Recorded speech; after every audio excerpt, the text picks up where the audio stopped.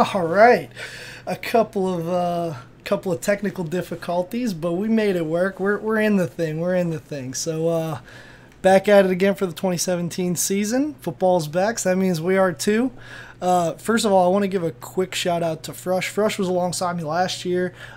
He was able to step down because he was able to pursue something that he had been looking to do for a long, long time. So I wanted to congratulate him on that. But new co-host, same quality content. Joe, how the hell are you, man? Doing pretty great. Sorry for the delay. Ready to roll. Yeah, it's all good. It's all good. I like it. All right, we got some goodies lined up for everybody this season, but for this episode, we're going to go over the basics. Joe, why don't you tell them what we're going to be talking about for the next hour?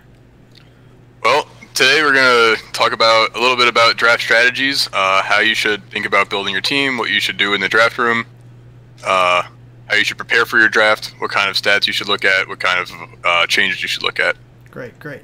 All right, so the first question I'm going to ask you is just like a real quick, and just tell me kind of how you feel about this stuff. What is your typical pre-draft, like before the draft season even starts, haven't watched anything, the draft has just happened, right? We just know what who's going to be on what team. Free agency's pretty much over and done with. What do you start thinking about when it comes to your pre-draft rituals and routines? What do you start doing?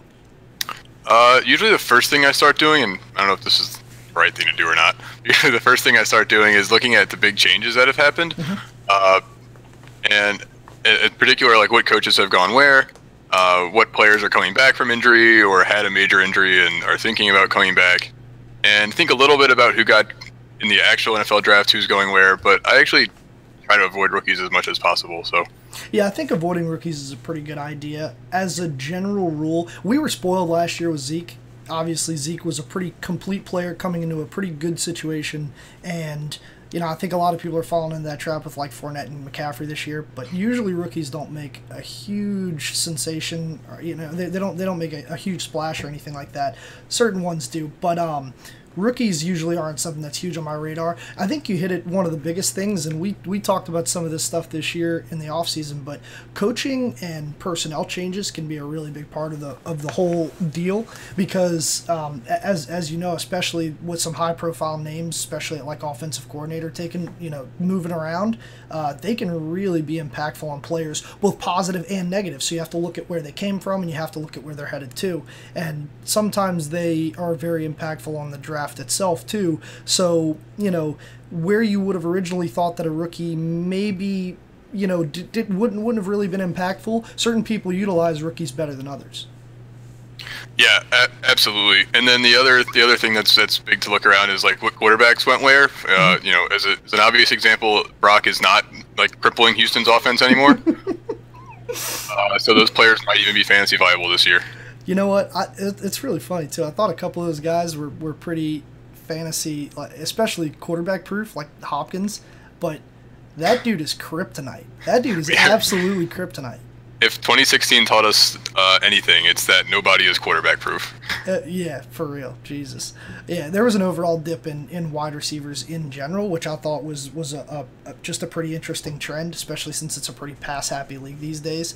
So I expect a boon back for some of that stuff. But moving on past the early stages of pre-draft, one of the things that I wind up doing to, I guess, start seeing how the fantasy landscape is kind of going to shake out is some people draft really early, whether they be in dynasty leagues, and those guys are looking for rookies. So as soon as the NFL draft happens, those guys are looking to pick up their new shiny toys. And then purposely, some of the higher stakes leagues, they pick as early as possible. They want to give you as little time to look at preseason and stuff like that. They want you to have maximum injury risk, and they want you to know the players before the coaches even know the players, which is a pretty interesting point. Some of those guys are really good at drafting. I like to take a look at some of the early ADPs that have come out from really early drafters, because a lot of times those people are pretty good. So those can help you at least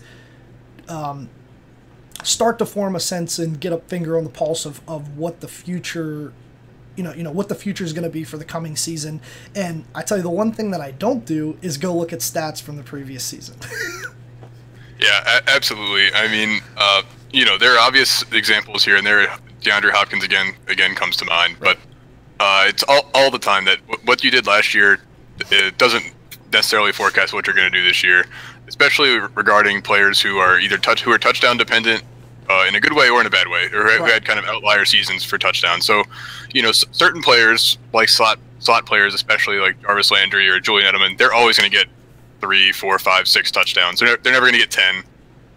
And so you're not going to expect them to like correct up toward 10 or something. Right. But players it's also like Julio unlikely Jones, for them to get one. Yeah, that's right. They're unlikely going to get one, but anything more than that, and like you're getting enough out of the slot guy, or what you'd expect maybe. But people like Julio Jones had a low number of touchdowns last year for having 1,500 receiving yards. What do you have, 3? And people like Kenny Stills had a 10 touchdowns and like 50 catches or something. Right. So both of those guys, you can expect Julio to improve in his touchdowns, especially now that he's got a different offense that he's playing in that might not shy away from him in the red zone. And Kenny Stills is not going to get 10 touchdowns again, most likely. Right. Even as a go long guy and a catch an all or nothing type of guy, 1 touchdown per 5 reception is pretty significant. So yeah, I don't expect things like that to happen again. So okay. So let me ask you this. We're both a huge fan of tier lists, and we're going to go over what tier lists are and break down how they're useful, and also bring in what other things strategies that hinge on tier lists in general. So we're going to go over that in just a few minutes. But when do you start formulating people into your tier list? Obviously, we know sort of in our head, but when do you actually start putting some things down, massaging some people around, deciding, this fringe guy, whether he's going to be on tier 2 or 3? When do you actually start putting something down on the paper and start preparing for your drafts? How close? Well, I think it's best to start maybe like 2 to 3 or 4 weeks in advance of your draft, some 2 to 4 weeks, something like that. And the real reason is because you want to get like a draft of your tier list first.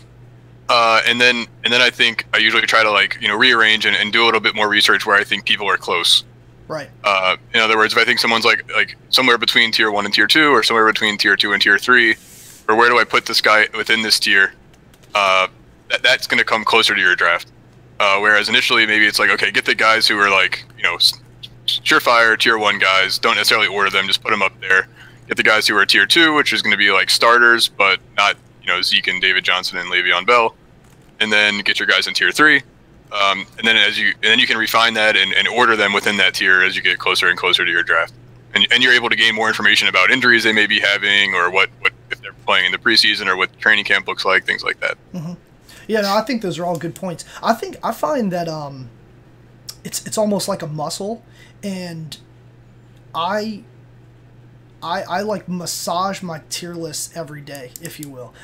I find that the more, if I could do it for 10 minutes every day, and it's better than me spending 5 hours on a tier list at one time. I find taking a look at it every day, and I guess with fresh eyes, if you want to call it that, every day you have more information. And then what I usually do is I find it really easy. It's almost like a jigsaw puzzle. You do the surefire first guys, and then you do the guys that there's no chance in hell that I'm getting anywhere near, right? So once I have those guys almost as bookends to where I want to be, I know that everybody else needs to fall somewhere in between. And like we were saying, and like you also mentioned, you have an idea where most guys need to go. It's mostly where they need to be within the tier lists. And then there's fringe guys and some guys that need to move around with happenings for the off season as well.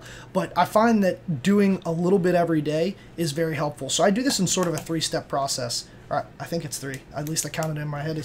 We're going to find out. I watch a lot of... I try and rewatch as many of the games in the off season as I possibly can, right? Because if there's anything that I want to see from the last season, it's how people performed. It's not necessarily the statistical output that they wound up having.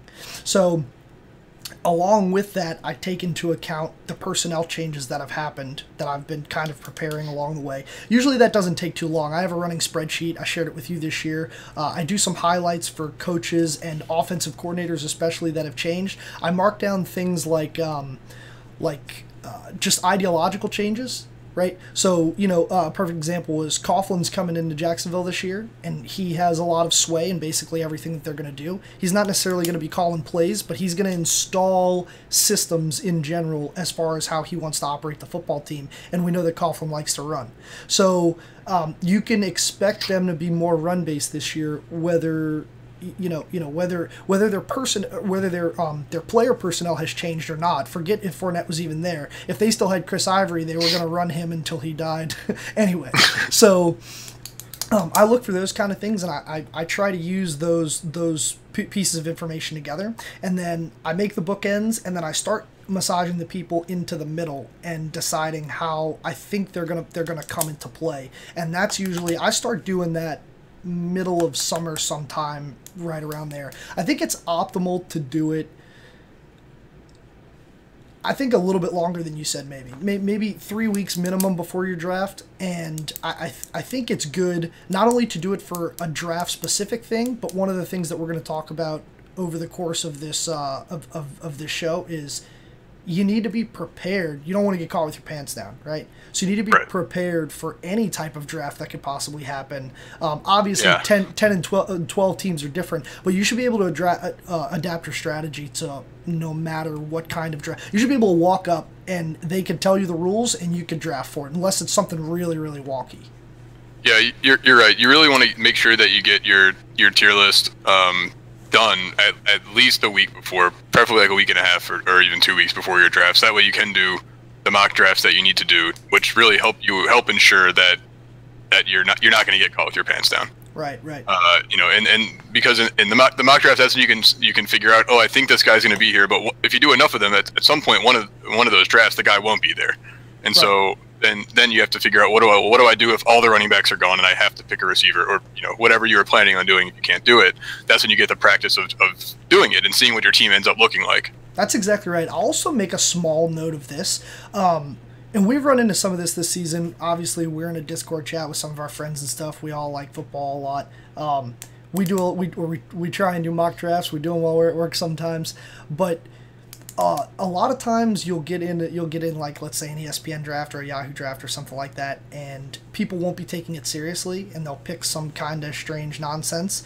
So it's not always terrible you don't just want to click the exit immediately if somebody takes Justin Tucker in round 3, right? Like I know that it messes the whole possibility of it up, but just like they took Justin Tucker in round 3, they may have taken that person or that slot may represent somebody in your draft that really overvalues somebody strange that might not actually, so it's not always terrible to stay in a crazy draft or something like that to see how it plays out. Now, if it's totally abysmal, I don't recommend saying, wow, look at how good the team I'm going to get is. You should take that with a grain of salt. But the more that you do, the more that you see where people are being drafted in general, how people react to strange picks, whatever it is, the better off that you are when you come around to draft day, because you've seen some strange stuff, you've seen some normal stuff, and strange things happen on draft day. We know it. People slide all the time. Yeah, and one other thing that we should mention is it's important, and this is like related to draft specific platforms, but it's important to kind of do your mock drafts on different platforms. Yep. And the main reason for that is the ADPs on Yahoo tend to be different from the ADPs on ESPN, which 100%. Tend to be different from the ADPs on NFL.com, and that's because those websites all have their own rankings and they're all different. And the ADPs tend to follow the rankings because people tend to look at who are the next best 5 suggested players and just pick one of them. Right. Yeah, I also want to say it really piggybacking off of what you were talking about, there's like automated draft websites have become way more popular within probably the past 2 or 3 seasons, I would say. They're really great. They allow you to draft really quickly. They allow you to get an idea of a combination of a lot of different either websites or experts, whatever you want to call it. But you have to make sure that you also draft against people, because people do weird things. People do emotional things, which happens on draft day all the time. If you get in a draft where everything was 100% logical decision, I'll pay your league fees. It's not, just doesn't happen, right? So you need to make sure that you draft with people. I'm not saying ever don't draft on an automated website or anything like that. I actually think they're great. I like to do them in various spots for various roster compositions and see what the possibilities are that I can try and come up with, and see how viable they are and how viable they are against how I think people are actually drafting. And sometimes I use some ADPs for those and decide what I think people are more likely to do. So just make sure that you mix it up. Don't draft all in one place. Don't draft all on one site. Don't draft all one way. Make sure that you even mix it up. Even if you have a strategy, throw it off. Do something different even when you're drafting one time, because the chances are that you could get thrown off at the draft and then you have no backup plan either. Yeah, exactly, and that that'll happen a lot, especially if there's a run on something. So if you're planning on to go running back in the first round, but then there's a run on them. If you're planning to go wide receiver in the first round, but then there's a run on them, you have to know what to do next. Right, and what do we do about runs? Don't. Thank you. Do not participate in runs, please. Just for anybody who doesn't know, a run is like if a couple of people start picking running backs, and then everybody's like, oh shit, I need a running back, and the next 6 people pick running backs too, whether they're worth it or not. There could be the best receiver left on the board. Everybody does it because they're out of fear that they're not going to get a running back. You're going to get another running back, and guess what? If you don't, you're going to have like the 4 best receivers in the league. So you'll have trade power later on, and inevitably people always get hurt during the year. You'll have the ability to pick people up. So do not participate in runs. That's like probably, if anything, that's like our rule number 1 so far for this stream, is do not participate on runs. Yeah, absolutely. And the tier list should, if you obey by the tier list that you've made, it should help you do that. Absolutely. Because if there's a tier 1 wide receiver out there and there's been a run on running back, so you're looking at a tier 1 wide receiver or a tier 3 running back, like the decision is made for you. That's exactly right. It should be, and you need to follow. You need to follow it, like, because doing things like going with your gut always gets you in a wrong place. Making emotional decisions is usually bad in a lot of life situations, and it's also bad in fantasy.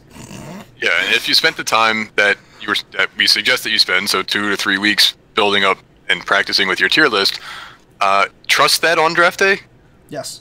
You did 2 or 3 weeks of work and spent a lot of hours putting in to prepare for the draft. Don't throw all that work out the window by just totally ignoring it and getting caught up in the moment. Cough, Alex, cough. No offense.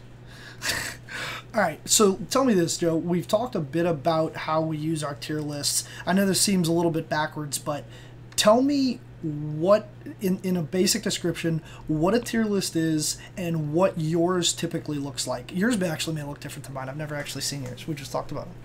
Yeah. So what a tier list is, you go kind of position by position, and you group the players as to like how you think they'll finish, because it in a lot of times it's kind of silly to like differentiate between like who's the number 5 and the number 6 running back, because they're going to be within 3 points of each other anyway. Right. 3 total points at the end of the year. 3 total points for the whole season of each other anyway. Very small. Which breaks out to be what, 0.2, 0.3 points or some shit per game? It's gonna be nothing. And so the point of the tier list is you kind of draw a line where that average points per game has a big jump. Right. So maybe for quarterbacks, if I looked, I don't know, maybe the top 3 would be Aaron Rodgers, Drew Brees, and Tom Brady, and they'd all be within probably 10 points of each other. 20 points each other by the end of the season is what I'd predict. And then there might be a jump for the next one, which might be between 20 or 30 points lower than the lowest of the top 3. And so that would be a quarterback tier. And then that group would include all of the people who would be around that area. And so you go position by position and do that, and you break out into tiers. And the point of this is that if you look and you say, okay, there's 6 running backs all in the same tier, and there's only 1 wide receiver left in the highest wide receiver tier, I'm going to pick that wide receiver because there's a good chance I'll be able to get one of those 6 running backs the next time I pick. Great. All right. I'm glad you gave a specific example on how you use your tier list. That was going to be my next question. So how do you break yours down? Do you color coordinate them? Do you, like, what do you do for them? You just draw a line, you draw it on paper? How do you do it? Usually I have an Excel spreadsheet, which I keep updated, and the reason I use an Excel spreadsheet is because I'm updating it, every couple of days or every day maybe, and it's much easier than scratching things out and rewriting them. Unless you use a pencil, it is much easier. Yeah. And so I do that. I can copy paste. I can do lots of things that way. And then usually what I do is I'll write some notes kind of on the side, you know, about where, especially as regards to like where it starts getting away from people who are every week starters and starts getting a little dicey. Mm-hmm. So maybe for running backs that might be after tier 3, for quarterbacks it might be after tier 2 or 3. I don't know. It kind of depends on the way you do your tiers and how many people are in each one. But basically, I make a point to recognize, like, okay, this is where the top 20 running backs end, or this is where the running backs that I feel comfortable starting every week end. Okay. Because I want to make sure, if at all possible, I want to make sure I get at least 2 running backs that I'm comfortable starting every week. Right. Okay. That's an interesting point. I stray away from making notes as much on my tier lists, specifically because I move them around so often. It's a pain in the ass to move the notes around too. And I've gotten in the habit of doing, let's see, from left to right here. I do standard all the way to the left, PPR in the middle, and an auction value over to the right, and so I do a 3-tiered column. So usually what I do is I start with PPR because that's how my mind operates the most. That's what I'm used to. That's what I play the most. I've gotten to the point where I play in very few standard leagues, and if I do, I almost have to kind of recalibrate myself to think of what guys are better in standard leagues, although there's always this duality going on of, you know, who gets more touchdowns and who is a better volume guy rather than you know, all that kind of different stuff. So so I usually do my PPR rankings first. I copy them over to the standard side, and then because most of those guys, they're not that far, right, from where they're going to be. You don't all of a sudden become an amazing fantasy player unless you're like a Patriots running back. You know, you don't all of a sudden jump 2 tiers for standard as opposed to being 2 tiers lower in PPR. So I usually copy that over, and then I massage it around for the standard league, and then like you, in some ways, instead of drawing a line, what I do is next to the tier, like if I put this as tier 1, I put about the point value that I think those guys are going to be relative to, right? So for this year, or for any year most of the time, at least for PPR, for PPR means, the top running back category and the top receiver category are like my greater than 20 category, right? Those are the guys that when it's all said and done, they're normally going to get you more than 20 points a week. And so I put a greater than 20 next to them, and it winds up shaking out to a few point increments, usually anywhere from 2 to 5, right? And somewhere right around there. You're very rarely going to see a category where you have somebody who's like a 6-point or more jump. You know, that's right, rare, yeah. And if that is, like, you should get that guy, right? Like that was the case with Gronk a couple of years ago. It was like he was a 7+ point. You know, Gronk was the only time I've ever put somebody in a tier 0. I had him just in a tier by himself. He was a tier 0, and everything else started at 2. It was like he was just so far ahead of everyone else. This was more before the injury concerns and stuff, or, you know, before the major injuries and stuff like that. He was just in a tier all by himself, and that's kind of the way that I shake things out and make sure that I know relatively what I'm getting out of this person, right? I know about what I'm getting, and then I guess rather than the last person that I'm comfortable with starting, I just know I need more than X point value to start in my lineup, and that I know about where I should be the last guy should be drafted. So if to give everybody an example, if, you know, my third tier of running backs, actually, it's probably, my third tier of running backs, the last guy in my third tier of running backs is probably the last person that I would consider will get me a minimum of 12 points. You know, something like that. I'm not really willing to start anybody much worse than that, and I definitely don't want to. You know what I mean? It could shake out to where it happens, but I would really prefer not to do that. So I just kind of subconsciously keep in my mind that at the end of my third tier, we're getting serious about if we don't have several running backs moving forward. So right, and putting the numbers, the point numbers is a good thing to do. And one thing you want to make sure that you're doing when you're drafting is making sure that you're getting enough points to win. Right. And that's going to depend on your league and the style, you know, whether it's PPR or standard and the number of teams. But in standard, it's going to be about 95-ish points a week that you're going to need to win. Right. The rule, as far as I'm concerned, is if you score 100 and you don't make the playoffs, it was a fluke.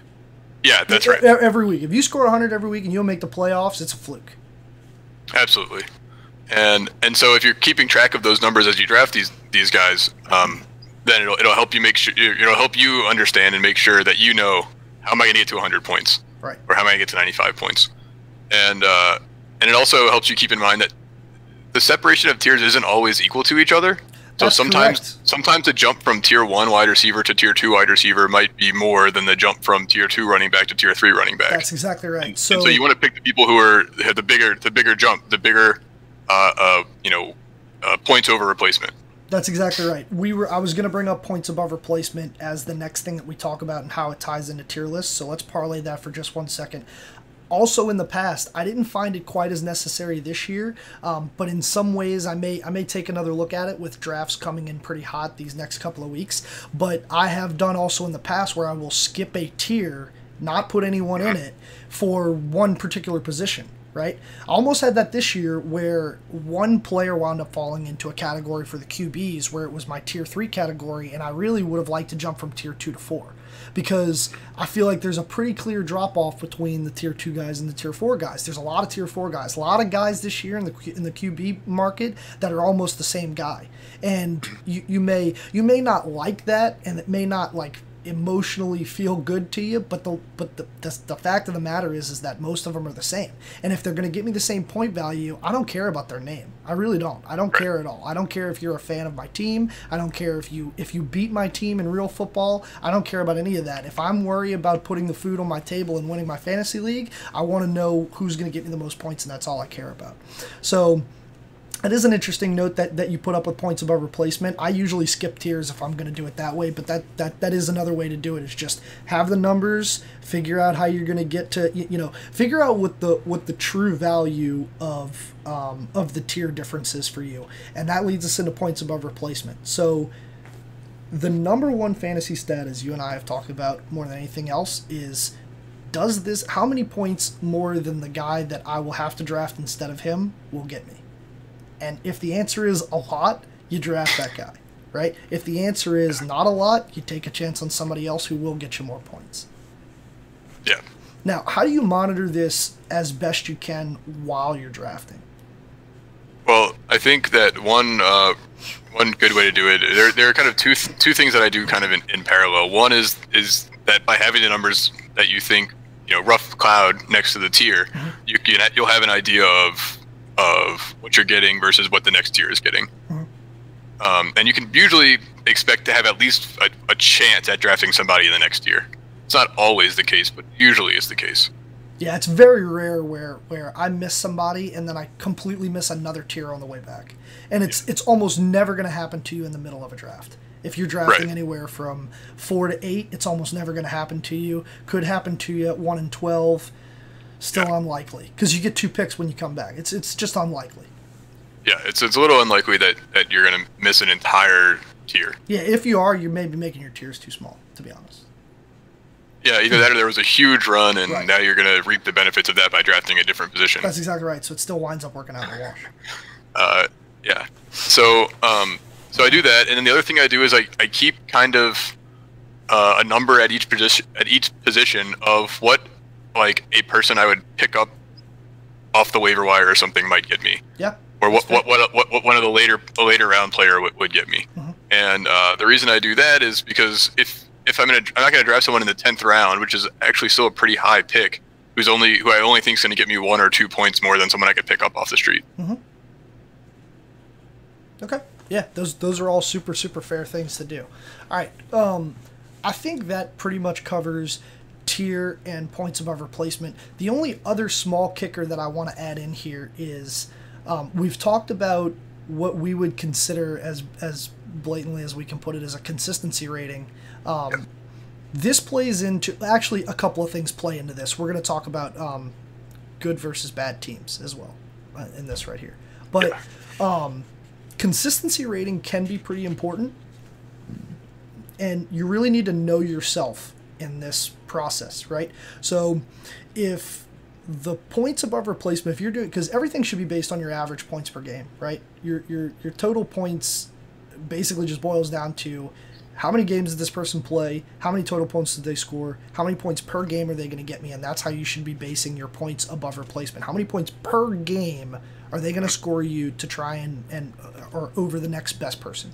So with everything being broken down by an average game score, you need to make sure that you're not a person who scores 13 points a game is not scoring 30 and then 11 or whatever. Those don't add up, but or 4, something like that. You need to make sure that when it boils down to it, if you're relying on them to actually score more than the next best person, they need to be consistently scoring more than the next best person. Now, there are some caveats to this, and we're going to talk about these various types of playing modes and stuff like that potentially in another time. But for the majority of people that play, they play in a standard league where it's just head-to-head matchup. You play your best people, they play their best people. DeSean Jackson is not as consistent as as Amari Cooper or something like that. I know they're not even similar receiver. Take somebody down there. Cameron Meredith, who is in some people's eyes a worse receiver than DeSean Jackson, even in their heyday. You compare their best to the best. Cameron Meredith is always more consistent than DeSean Jackson. Even when he wasn't playing, he was getting all zeros. Now he plays, he gets 10 points a game or something like that. So this also plays into sometimes what your matchup is, and we'll come back around to that later, to the consistency rating. But when you're drafting, you need to know yourself, and you need to know who is consistent, who's not consistent, and how you're obtaining those points above replacement. Yeah, and as far as the points of replacement, and Mike's right, you said it at, we like to set it at points per game, but it's important to remember that it's a weekly game, and so like the predictability of the points per game that they're going to get is really important, and the number of games that they're going to get them is really important. That's all. Yeah, huge. But in a lot of ways, like last year, DeAngelo Williams may have had like 100 fantasy points, which isn't great if you look at it. Points per game, he had 8 points per game. That's terrible. But you knew the first 3 weeks of the season he was going to start, and he was going to be an RB1. Yep. Oh, and so there's value there. Whereas if you look at anybody else, any other running back who had 100 points over the season, you're like, I can get that guy off the waiver wire. That's exactly right. Right. So the predictability of it, and when they're going to get you them, and can you play will you know when you can play those players, is also important to it, rather than just like a pure points per game metric over the course of a season. Right. You're better off. I mean, this is going to sound really stupid, but knowing is half the battle, right? You want the knowledge of when and how something's going to happen. We were talking about this with some of our friends, with Zeke possibly coming down with the suspension. Most running backs never play 16 games. That's just unlikely. It doesn't happen a whole lot. They need some rest. They get hurt. They get beat up a lot. It's not the end of the world to miss a few games, especially when you know when they're going to be missed, right? It sucks to get an injury 4 games into the season. It's okay to draft Zeke and his backup a round earlier than you otherwise would have, when you were going to handcuff the guy anyway, and you know that his backup is going to be good, right? This is also something that we'll talk about also in later episodes with specifically who we draft. We're going to talk about system players and just systems in general that breed fantasy points, because there are some in the NFL, and there are some that breed no points, no fantasy points too. So it's important to know when they're going to happen as well. So like you were saying, that's just as useful as knowing consistency rating is when they're actually going to take place and happen. Because DeAngelo might have had 100 points last year, and 20 of them might have happened over the last 13 weeks of the season, and the other 80 happened over the first 3 weeks of the season. That guy is one of the most fantasy gold players you can find throughout the first weeks of the season. So, and something else that we're going to talk about when we're actually about to transition into draft strategies and roster compositions, and this is going to boil right into the very first theory that we're going to talk about, because you did this a couple of years in a row, and it was very successful for you. You won one year, and I think you came in second the other year, or just recently? I came in second regular season and lost in the first round of the playoffs. But hey, it happens.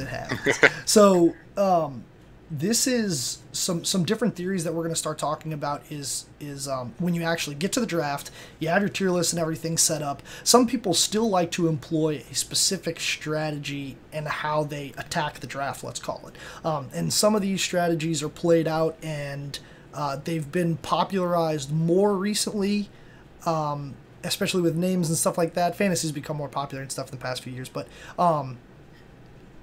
the strategies that people call them, so to speak, they've become more and more popular to try and employ them. And one of them, the very first one that we're going to talk about, is the zero running back strategy, right?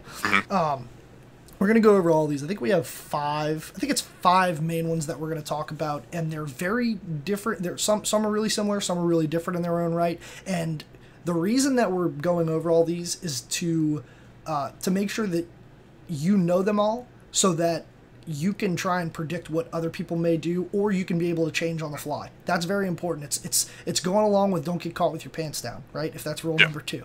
Rule number 1, don't participate in runs. Rule number 2, just don't get caught with your pants down.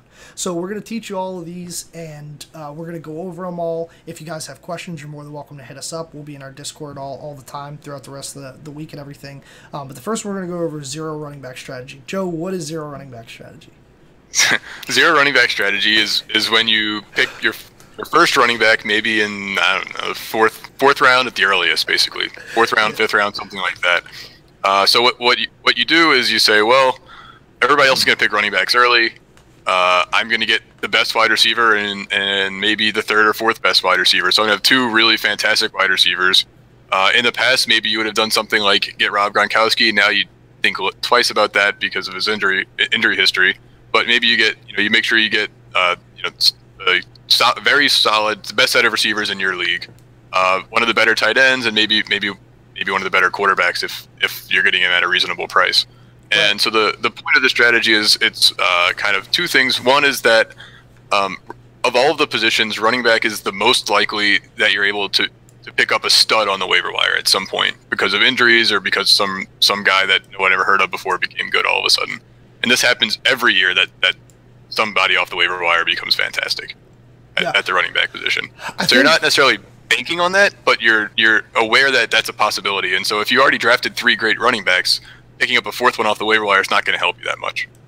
Right. Yeah. No doubt about that. I think an important part to take away from this strategy, and part of the reason why it became more popular over the last couple of years, or actually not the last couple of years, it's not going to be popular at all this year. If I had to take a guess at all, it will not be popular this year if I know how the fantasy landscape shakes out. But a couple of years ago, wide receivers were really dominating. They were the highest fantasy scorers no matter what, and there was parity amongst running backs, right? There was parity and widespread injuries for the last, not 2016, but 14 and 15. There were a wide just decimation of good running backs by injury. Yeah, at the end of 13 really started to point towards what was going to be a zero running back theory for a while, and some people, especially on some fantasy shows and stuff, like popularized this and they were winning with it and stuff like that. And that kind of stuff happens. I mean, it's you can win with almost any strategy, just so everybody knows. Like there is no necessarily optimal one. We think that there's some things that are better, but there's not necessarily any optimal one. You can win with just about anything. So they became a little bit popular. People started participating in them more. The whole point of this is that there's always going to be a guy. There's always going to be that guy, right? And this goes back to knowing your league a little bit. You need to make sure that you know the waiver setup and stuff like this, because if you have what Joe calls the communist setup, if you have one where your waiver resets each week, you can't win the first couple of weeks, have no running backs, and then expect to get a high pick, right? The guy who's last in your league, who just sucks at drafting everyone, he's going to get the top running back, and it's going to go wasted upon him. So you need to make sure that your league is set up for this strategy to even be possible, because that is one of the biggest things. This can be thwarted before the league even starts. So be careful with the strategy. But I think the major benefits, in my opinion, that come from this, Joe, is wide receivers, especially really top guys, they are what I would consider like super explosive. Sometimes wide receiver like big name wide receivers allow you to win any week, regardless of what your opponent does. It doesn't matter. They can all of his teammates can blow up. It's just your wide receivers win you the week, right? 2 guys get you like 45 points and you just win the week. So it's high explosiveness, but you're going to be scrounging for running backs throughout the season, and you need to be aware of that. And you can't cave either. You got to be strong with this one. This is a tough one. This takes some mental fortitude, and sometimes it doesn't work out. You need to know that. Like there's going to be times where no matter how much you try and scrounge, where you pick up the best guy on the waiver wire, and 2 weeks later that guy gets hurt. right? And so that kind of stuff happens too. You just need to be aware of that. It's a dangerous strategy. Running backs are usually safe for a reason, but you do have major explosive potential, and you can win any week with this type of lineup. And like Joe was saying, I think it's important, if you can afford it, you should try and get the best wide receiver tandem that you can, a huge points over replacement tight end if he's available, and then I would say you want to get somebody in the first 2 tiers of quarterback as well. Yeah, definitely. And the other thing to note, if you decide that you want to do this zero running back strategy, and Mike kind of alluded to this, is that you're really going to have to work during the season, the whole season. Mm-hmm. Because you're gonna have to find all of the running backs, like based on the matchup maybe, or based off of some guy's hurt for 1 week, let me pick up that guy, use him, and then toss him. You're gonna be doing that every week. And so if that's not something that you're comfortable with, and some weeks it won't work. Some weeks there won't be anyone to get, and you're just gonna have to play with some idiot as your running back. And so if you're not okay with that, the possibility of that happening, or having to do that much work during the season as well, then don't go that route. Also, you need to be pretty well versed in who the actual backups for teams are too, right? You can't roll in being like, oh, I'm going to be sneaky and play this guy who is actually the third stringer and I think he's the second stringer. You can't do that. You really got to be careful with this strategy, and you may be playing backups when. Sometimes you're going to be playing like good system running backs while their lead running back is only hurt for a couple of weeks. And it's a dangerous game. It really is. It's a tough one, but it can be super, super effective because in a good system, D'Angelo is a great example because obviously he exploded with Le'Veon being out and all that kind of stuff. If Le'Veon was to go down in the middle of the season and you were able to grab a hold of D'Angelo and something like that, that guy produces just as much as a starting running back does, or more, right? Yeah. Or more than the other guy. Yeah. It totally just depends on who they play that week, what offense he's in, et cetera, et cetera. So it's a dangerous game, but it can be very effective. So conversely to the zero RB theory, what's the very next theory we go into, Joe? The zero wide receiver theory? Nailed it. Yeah. So this is kind of the inverse, right? So you pick 2 running backs, your first 2 picks, maybe even the first 3 picks you pick running backs, put one in your flex spot, and then you start thinking about receivers. And I think as far as this one goes, the thought process is there's only so many starting running backs in the league, and it's fewer than 32. Not every team has one. Definitely fewer than 32. A lot of teams have. The Eagles have 0. A lot of teams have like half here and there. So there's definitely less than 32 starting running backs in the league. There's probably like 15 or something, something like that. And so the point is you get as many of those as you can. Once those guys are gone and you've got 2 or 3 really good running backs, then you can get receivers. And the thought process is the receiving position is pretty deep, especially in the pass-happy league that we have now, whereas the running back position is quite shallow and really getting shallower every year. Yep. All right. So, what in your eyes, what's the biggest benefit to the zero wide receiver theory or strategy, rather? Stacking up on running backs. The wins above replacement, or the points above replacement of the top 15 running backs is going to be massive. Once you get out of the people who are the bell cow running backs getting 15 or more touches a week, everybody else is going to be a crapshoot week to week. Whereas if you go the zero receiver strategy and get 3 really good running backs, your 1 flex position, your 2 running back positions are set every week. You don't have to worry about that at all. And you can really just play your wide receiver on your team who has the best matchup that week. Right. What's, in your opinion, what's the biggest drawback of the zero wide receiver theory? Running backs get hurt a lot. Yep. And so if you're basing your whole season off of having the 3 best running backs and one of those guys goes down, you might be in trouble. But it's not.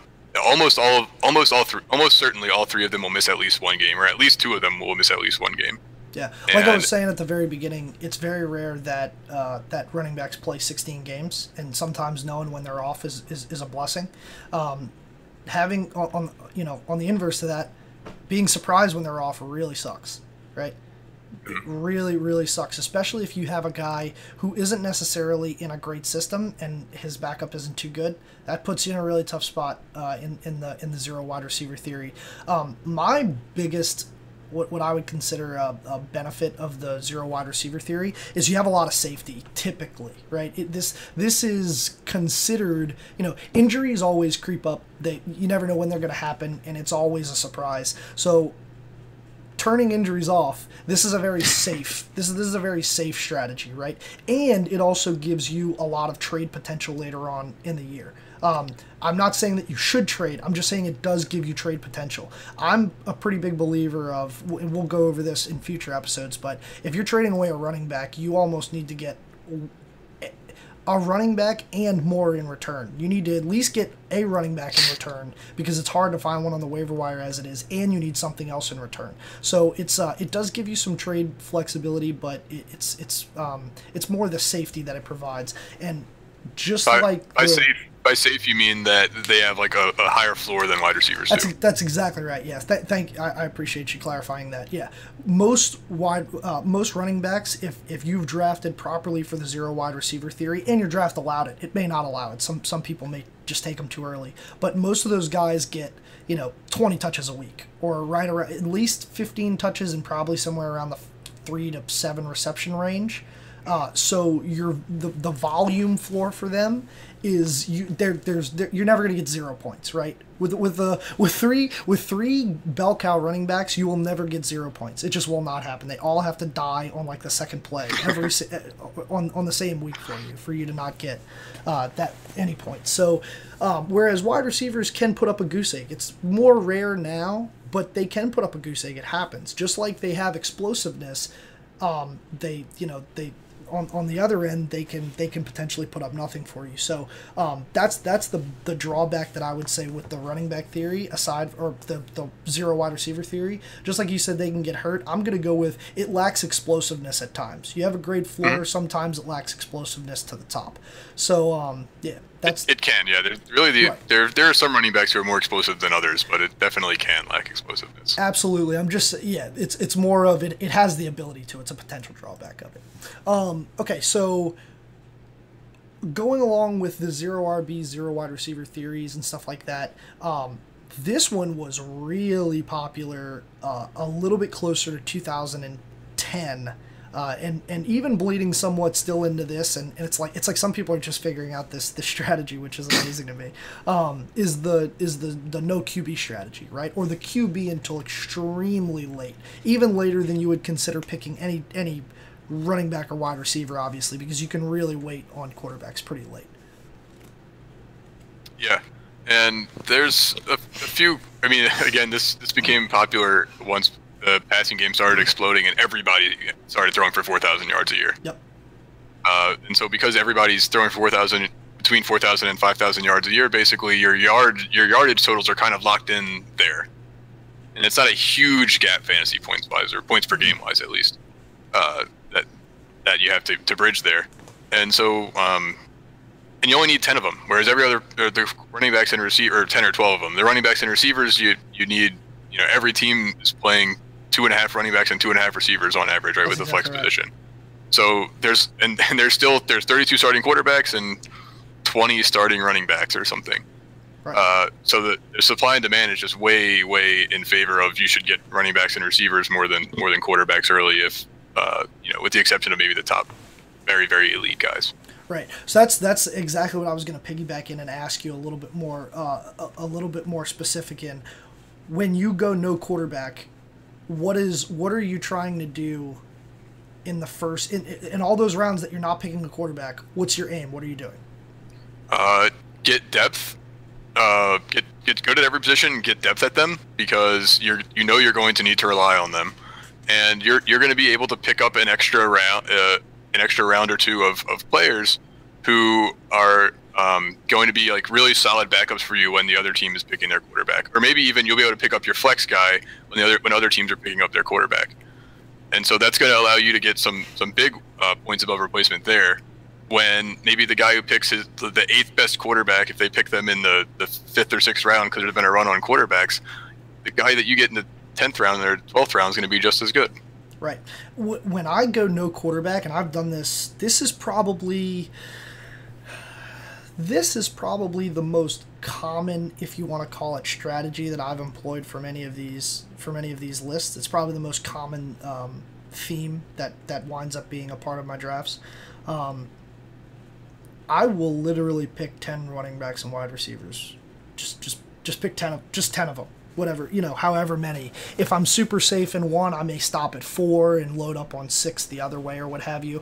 I'll couple this with the low tight end theory, right? Because I think the tight ends after the first very few couple people. So like if it falls that I couldn't get Gronk or Jordan Reed or something like that on a healthy year, healthy year. If it falls that way where I couldn't get one of those guys and all the rest of them are just middling idiots, I'll get literally just keep picking wide receivers and running backs, keep picking wide receivers and running backs. That way, when people are really struggling for depth throughout the middle of the year, I may be able to take advantage of my 4th or 5th running back who somebody really needs and capitalize and turn it into a really good quarterback, because they just can't operate. Like, you get to a point where they may have picked up they may have drafted a backup quarterback or whatever, and he's not that bad, but there's literally not another starting running back on the waiver wire. Right. That's a tough position, and you get into that. Like you were saying, that the supply and demand, the way that it shakes out is that there's 20 quarterbacks usually that are startable in some form or fashion, and everybody only needs one per week. There's like probably somewhere in the 18 range of like viable running backs that you would want to start. Maybe it goes up to in the 20s during the year if somebody really starts going a hard running back by committee. People like the Saints and the Falcons are really good at sustaining two running backs, right. So those kind of things happen. So the supply and demand just determines that you may be able to turn your middling running back, who you really are he's never going to see the light of day. You can turn that guy into a really solid quarterback, and that may be the thing that carries you into the playoffs or something like that. So yeah. Go ahead. The other thing that goes along with the zero QB strategy is that quarterbacks tend to, especially like waiver wire quarterbacks, they tend to be pretty predictable. Yeah.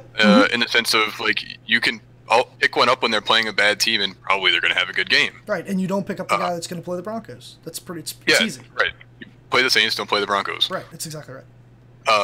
And so it helps you a lot. Whereas like if you're with the running backs picking up someone off the waiver wire, you're like picking up a second string guy that you hope get extra touches that week. I mean, that's really the best you can do unless somebody gets hurt. Right. So whereas for quarterbacks, there's a starting guy on the waiver wire, and one of the 8 or so guys who are starters on the waiver wire are going to be playing a bad team most likely that week. Right. The other thing is you almost always know who the quarterback is going to be that's starting that week for XYZ team. The other thing is he gets the ball in his hands every single play, right? You run into sometimes later on in the year with running backs, and especially wide receivers, because you just never know who you never know with the game plan who's to throw to. You never know who the defense is going to take away. Sometimes you do, but usually you don't. And then you don't know who some quarterbacks just love to target. Some people just force feed certain players, and you don't always know that. Sometimes it's hard to tell. So when you're, like you were saying with the quarterback predictability, that guy gets the ball in his hands every single play, and you know he's going to start. So it's a bit easier to fall into that rather than have to play the backup running back game midway through the season. That's a tough one. It really is. That's one of the things about the zero running back theory that can make it really, really a struggle throughout the year. Like you said, you have to work a lot. It's hard work doing that. Okay, so next is what I call the spread. Some people, I don't know what anybody else calls it. I just call it that because I couldn't think of another name of it, to be honest. But I call it the spread, and what this is where you, to the best of your ability, you pick the top player that's available at a position that still needs a starting roster spot on your roster, right? So if you have a running back, and I would say that the next most important position is you need a wide receiver. Once you have one of each of those, you can either pick another starting running back or you can go to the quarterback. And once you're done those, you just fill out every roster position, basically except for kicker and usually defense. Most of the time, by the time you're done and you have one or two backups, some people do like to go defense to get those teams usually do go defense early. Yeah, these are the people that you're usually seeing Denver taken in the 7th or 8th round. Any one of the top 3 defenses, they're being taken before round 10ish. Somewhere before there. those are usually the people that are doing the spread, and they want to fill out their starting roster before they do any depth really at all. This is common amongst new fantasy players. I don't necessarily I don't necessarily discourage a new fantasy player from doing it if they want to do it the very first time that they play, but I would say it's just the least optimal, well, maybe not the least optimal of everything on this list, but I think that there are other things better because I think the wide receivers and running backs are just so important. But this is a strategy. People do it, and I've seen people win with it. You can have a very good team with this. What do you think are the benefits and drawbacks to this one, Jeff? Well, the big benefit is there's a really good chance you're going to have the best week one. You're going to have the best looking lineup in the league. Yeah. Or you're going to have one of them. And people are going to say, like, wow, and you might even score 120 points the first week or in the second week, maybe, or something. Who knows? You might have a few good weeks early. But bye weeks are going to happen, and injuries are going to happen, most likely. Yep. But bye weeks are definitely going to happen, and you're going to struggle to navigate them if you picked your third-string running back in round 8 or 9. You're going to have a bad time navigating the bye weeks. Yep. I was going to say the biggest drawback for me in this one is injury. Injury to one position can really just absolutely blow it up. And the biggest positive to this is on the other side. As long as you can sustain no injury and before you get to the bye weeks, no one position should really kill you, right? You're not gonna absolutely just lose your game because one position really blew it up. So I don't know if I can even call it balanced. It's almost like this fake safety that it is, because it really starts to implode later on in the season. It's an early winner strategy. It's an early winner strategy. If you're thinking about doing this strategy, I think it's important to remember that in fantasy football there are more bye weeks than there aren't. There are more weeks where people will be on bye than there are weeks where no one is on a bye. Correct. And so you need depth is important because you will have people who are not going to be able to play, and you're just going to get zeros or get replacement level players. Right. You also really, really, really struggle to trade with this lineup. Yeah. This is a major problem. You really struggle to. Also, I tell you what else I find, and this is completely. I'm sure I'm making this up in my mind, but usually people that if you're just picking the best available person, it winds up being certain offenses and stuff like that, and those teams will always wind up being on bye at this, close to the same time. Like 2 guys are on bye this time, and 2 guys are on bye that time, and then your one other guy is on bye this time, and then the guy that you were going to start in place of your original starter, they're on bye together. And it's just like it always winds up being a really tough scenario. So I'd be really careful with the spread. I really advise against this strategy more than anything else on this list. So moving forward to the next one, we call this the missionary because it's the standard. This is how fantasy was drafted, or like most people thought was the optimal draft strategy for just the longest time, and that's why it's the missionary, because most people they think it's like the safest thing to do. They think it's the easiest strategy. Basically, what you do is you pick either running back or wide receiver, whatever you think is best available with your first pick. The next pick, you do the opposite. The next pick, you do the opposite.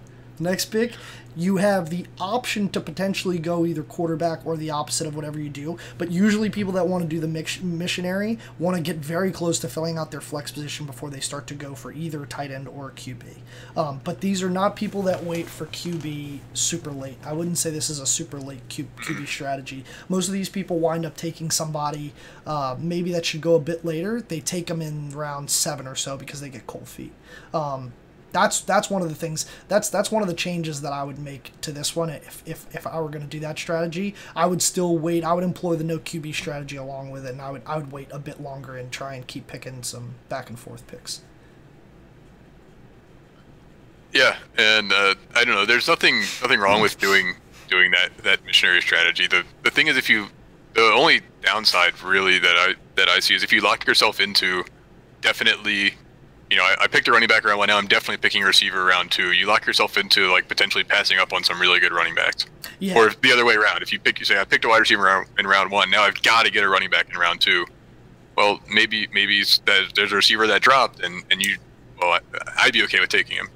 Right. That's exactly right. The that's why I just think that pure par, which is points above replacement, I think is just the better strategy. Just let it take you where it needs to go. And the downside to me for this one is that you wind up following trends and you also get stuck with scraps sometimes. Right? You get stuck with the leftovers in this because you've locked yourself into a specific pick strategy. So be careful of that. Be mindful of that.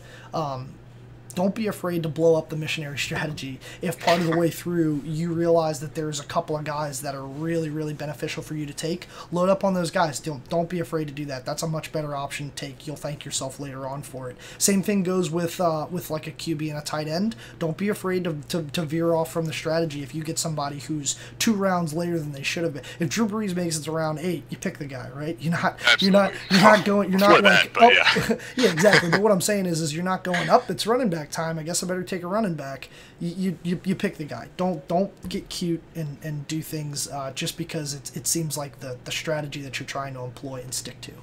Right, and so that really brings me to my point about, or the point I want to make about what you should do with these different strategies. And what I would say is you shouldn't going in. You shouldn't necessarily plan on using any one of them, or maybe you have one that you prefer slightly over the other ones, or something like that. But at least I don't like to go in necessarily planning on using any one of them. But I need to know about what they are, yes, so that if the draft breaks a certain way, I know how to build a balanced team using that strategy. Right, and the strategy that fell to me, not one that I necessarily chose. Right, and the biggest part of this is knowing their strengths and weaknesses. Right, so that when the season comes, you can make sure that, or even while the draft is still happening, you can try and maximize your strengths and mitigate your weaknesses. That's what you want to be doing all the time in fantasy as best as possible. So knowing how they should be employed and what the potential pitfalls of them are can sometimes help you avoid a massive, just fucking asteroid impact mid-season. It can really, really help you get out of the woods. So, all right, there's a couple more things that we can talk about. We'll probably push some of this stuff to the next episode. We're running a little bit over here. I know we had some technical difficulties to start, but I do want to start with, or I do want to talk about draft slots and ADP in general, and we'll kind of gloss over them a little quickly. And I want to talk about how they work together, and also just making sure that before you actually get into your draft, and you can do this with a little chart. I actually have one. I think I made one a couple of years ago. I'll link it in the Discord or put it in the description or something like that to the stream. But get a graph out and figure out what your picks are, and just literally do some math with the ADPs and see who about is being drafted in those slots where you are, right? Something along those lines, if you write those guys out, they should resemble what looks like a fantasy roster, right? It may not be exact. You may have a guy that's within 2 or 3 places of it or something like that, but they're being drafted in those positions for a reason, and that's because that draft slot should shake out to about this roster. And sometimes that can also tip you off as to how you want to try and structure your roster and stuff like that. But tell me, Joe, what do you where's your preferred place to pick in the draft if you have your pick? This year, so that's going to change year to year depending on Sure. how the top of the draft is, really, because it's hard to predict anything that happens after the first 2 or 3 rounds. So this year I really want to be in the top 2 or 3 if possible, because that's where the 3 super running backs are.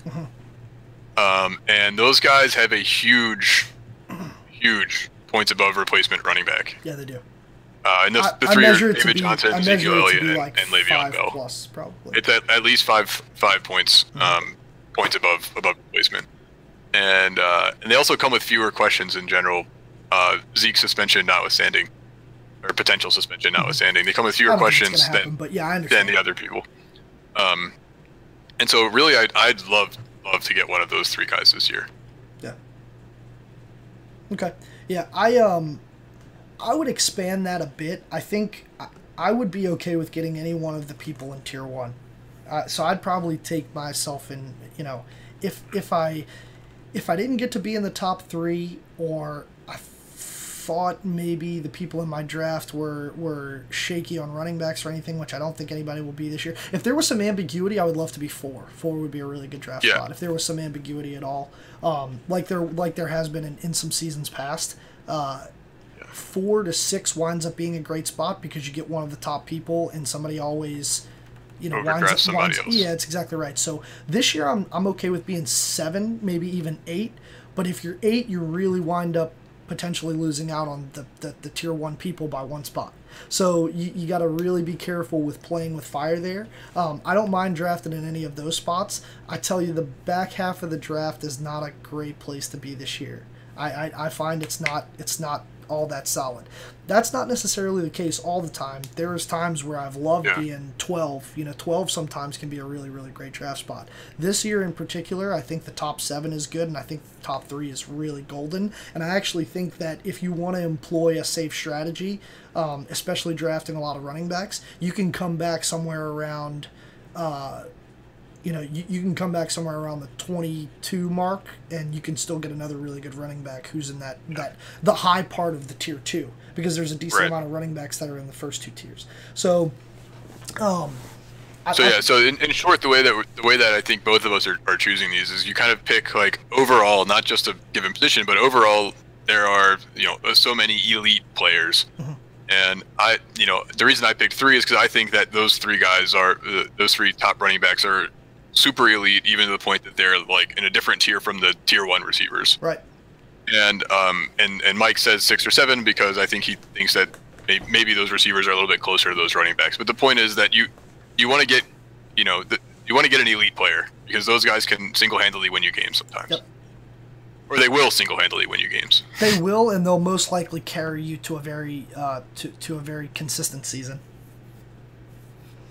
More likely than not, they'll carry you to a pretty consistent season. So, that's where I would just say be aware of what the ADPs are of people, and be aware of how the people in your league draft, if at all possible. Now, one of the other quick things that I wanted to talk about, and I guess we'll wrap up after this. And a good example of why ADP is important is when you're drafting, you want to maximize the amount of good people that you get as close to the highest ranking as possible, if you will. So when you're drafted, now your tier list should really help you do this, and we've talked about that before, but I want to give an example sort of what we're talking about. So when we're talking about ADP, the natural inclination is to just pick whoever you think is the best player at the time, right? Sometimes if you are higher on a player than maybe the rest of the field is, you can wait another round and get somebody who you think is a little bit worse than that person, but you can get them both instead of just your high person and then miss out on the person right after that. So for example, let's say that David Johnson is the first overall ranked player, and Pierre Garçon is somewhere down the list, right? I think he's going to be pretty good this year. Kyle Shanahan, we'll talk about that in future episodes. Can't wait. I think that Pierre Garçon is going to be better than most people put him out to be. That doesn't change the fact that he's most likely being drafted somewhere around the 5th or 6th round in a 12-team league or something like that. I'm not going to draft that guy in round 3, right? Because I know that nobody's going to take him, or it's very unlikely that someone's going to take him. So I'm going to take the player that I think is just a bit worse than him, right? And then take Pierre Garçon around early in round 4, right? So I get 2 players that I think are really, really good for the price of 1.5, if you will, whatever you want to call it. But you got to make sure that you are aware of where people are being drafted, so that even if you're high on a player, you make sure that you don't take them too early, because it sometimes can...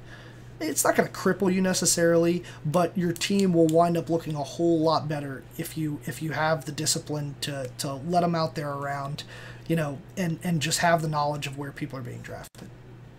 Yeah, definitely. It's definitely better to end up with your 19th and 20th rated receiver rather than your 19th Garçon and your 28th rated receiver because you drafted him 2 rounds too early or something. Exactly. Exactly. And that's one of the things that's really important to hammer home with. Sometimes people just write off ADP as something that's really unimportant. It has its place. I don't think that it should be the be all end all of where you wind up drafting people. I mean, it's obviously it's an average, so things can be serious outliers there. So you need to be careful playing with it as well, and you need to keep track of it. It changes a lot. People have injuries, things change, da da da. You need to be careful with it. So, but at least having it in your back pocket as something to be able to reference can be a huge help to you, and can overall make your team better in the average number of player, where you are. So, Joe, do you have anything else that we want to go over? I know we have some more things that we want to make sure we cover for pre-draft. I'll put it out to the Discord and make sure anybody has any questions like that that they want to ask. We'll make sure that we get them answered, or we put them on the agenda for next time. But we're getting on an hour and a half here, and I don't want to take up too much time. I know it's getting late, everybody. Do you have anything else you want to add? The only thing I want to add to the ADP stuff is that knowing your league is really important, yes, and of course the size of your league matters, but in particular I'm talking about like the people in your league. And so if you're in a league from a certain city, players from that team will get overdrafted. Absolutely. And players that they hate will get underdrafted too. And players that are rivals to your team will be underdrafted. Absolutely. And pick them. Absolutely, you should. So you have to follow your pride, and you don't have to cheer against your team, but you have to. But I think that there's going to be a lot of value at those spots, and so look out for that, and be okay with drafting people from a team you don't necessarily want to cheer for. Yeah, it's just, this is an important part, especially if you're trying to get more serious into fantasy, or if you're trying to win money in fantasy. When there's money on the line, you need to put your emotions aside. And part of putting your emotions aside is, letting your fantasy quarterback run up the score on your team sometimes. Like, it happens. I don't ever advocate for actually wanting my team to lose. The team in real life to me is always who I'm going to cheer for. But at the end of the day, if my fantasy team won, my fantasy team won. There's nothing I can do about that. I'm going to play them if they're a good matchup, and I'm going to do the right thing. I'm going to do the logical thing, and I'm not going to do the emotional thing. So be aware of who's in your league, who's drafting, where people are going. I did want to bring up this. We thought about talking about this earlier, Joe. I didn't get to see any of the Texans-Panthers game tonight. I was just busy on waiting up till we were gonna go live and stuff like that, and then we had some issues. But there is something to be said for watching some preseason games, even the first ones. What kind of stuff are you watching for right now, and how does it translate into maybe some of the decisions that you make moving forward for your fantasy drafts? The most important things, I guess, that I'm watching for is kind of the comfortability of players who've had big changes, and also players who are coming off of major injuries. I don't care what their stats look like in either of these cases, but in both cases I care if they look comfortable. Right. Let me ask you this. In a player that's come to a change, not necessarily an injury guy, but a player that's come to a new team, let's say he's healthy, are you looking for him to be comfortable system-wise? Because some people don't employ all of their system early on in the preseason. They don't want to give a lot away and stuff like that. Are you just looking for him to have a good rapport with the other players, with the personnel that's on the field? Are you looking for him to be comfortable in the system? What are you looking for as far as comfortability is concerned? Well, I'll give you a simple example that relates to tonight's game, which I was watching some of. Oh, great. Watched the whole first quarter, actually. And so it was the Texans versus the Panthers, and in particular, one of the things that, so Cam Newton didn't play, so I kind of didn't care as much. I'll tell you later, but what I thought I would care about for the Panthers offense. But for the Texans offense, what I wanted to see was, can Tom Savage be better than Brock Osweiler? Anybody can be not Brock, bro. Brock made basically every player on the Texans useless for fantasy football. I mean, right. DeAndre Hopkins was being dropped in some leagues, in many leagues, because of how bad Brock was. And Hopkins was coming off a 1,500-yard season, so I just wanted to see, can he complete passes? Can he throw accurately? Can he throw under any kind of pressure? And really just can he throw accurately under pressure? And can he throw the ball to DeAndre Hopkins, which is not that hard to do, but which apparently is too hard for Brock Osweiler to do. Dude, Brock loves to knows no bounds. Tom Savage can throw a football, right, and he can complete short passes. They didn't throw it long really at all, and so of course. That's going to be a scheme thing that in real games other teams are going to make him throw it long. Right. but he definitely is better than Brock Osweiler was, and so he's at least those people are going to get a chance. Right. And that's all. That's like what I wanted to see, because Yeah. anything else you're going to see in preseason is going to be nobody's really trying and all of this stuff. But he at least looked like he could play football. Right. Yeah, you're seeing shimmers of hope in some places. Yeah. In preseason, the thing that I'm looking for most of anything else is I'm looking closely at, especially if I'm in deeper leagues. I'm looking closely at which backups are have volume. Right. I'm looking at who's getting volume as far as backups are concerned. Not necessarily for starters yet. I don't really care about their volume because I know usually what they're going to get, and they're not going to be played until at least the third preseason game. As often as not, you want the starters to not get any volume. That's exactly because right. that's how you know they're going to play a lot in their regular season. That's exactly right. If somebody's on the fence, they're going to get more playing time. I want to know. I want to know who the likely person is that's going to tote the rock behind the guy. You know, whoever I need to handcuff. I want to know who's going to tote the rock behind that guy. Running backs, especially, I'm looking for volume more than anything else. Because you can still play safely in a preseason game, install part of your system, and see what that guy has to offer. I want to see if there are some. If there's change in the offensive line, I want to see how they're gelling together. I want to see how they move. I want to see how they do protections. And then, you know, sometimes rookies just need to adjust to the speed of the NFL. That's what a lot of people say. And that's true. I like to watch some secondaries and see, do those guys look completely lost? Because you can tell pretty quickly. It's different than their practice has been at their training camp and stuff like that. They get in the first game, you know, DeAndre Hopkins starts running down the field at you. Does the guy just freeze? That's alarming. You know, I want to know those kind of things because it can play a part for defense later on. So I try to pay attention to those things, but mostly volume is what I'm paying attention to, and then offensive lines, how they're looking to gel together. So those are things to keep in mind for coming through this preseason. We'll be back on next Wednesday, and we'll talk about some things to look for the future preseason games. We may recap a few small points from this week's preseason games, but preseason week 1 is usually pretty slow, you know. So, you got anything else to add? That's it. All right, good deal. Guys, if you have any questions, hit us up in the Discord. We're always around. I will make sure that I link it either in the description or I'll put it on our Twitter. Make sure you check us out on Twitter. We're at The Elite Fantasy, and that's the same thing we are on Instagram. On the YouTube channel, obviously, that we're live streaming on right now, it's Fantasy Elite Football or just Fantasy Elite. And I'll make sure that we get to more questions and stuff next time, guys. Sorry we had some technical issues. We'll make sure that we get it squared away before next time. But, hey, it wouldn't be a new season without some technical issues. You know what I'm saying? So we'll take care of you guys next week. We'll see y'all later. All right, see you, Joe. All right, stay classy. Peace. Joe Hart.